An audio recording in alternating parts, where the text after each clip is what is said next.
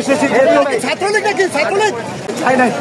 আজকে এরকম মর্মান্তিক ঘটনা পরও সরকার রাত 3টা বাজে কেন আজকে পরীক্ষা কেন ঘোষণা করতে আগে কেন করতে পারে নাই? আমি এর জন্য এসেছি। আমাদের বাইরের চুক্তির দাবি ছিল এরকম যারা আছে তাদেরকে জানো আমি সেন্সলেস হয়ে যাচ্ছি। পুলিশ আমাকে এত মেরেছে, আমি তো সামনে চলে এসেছি। ভাই আমাদেরকে কেন গুলি করতেছে? কেন আপনি চোখে করেন না? শান্তিপূর্ণ তারপরে ওঠেন আমার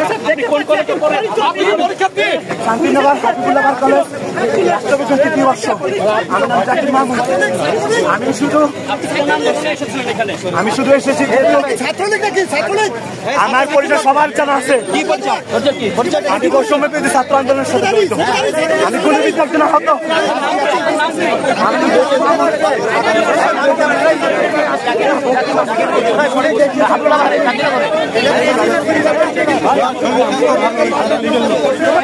তারপরে তারা আন্দোলন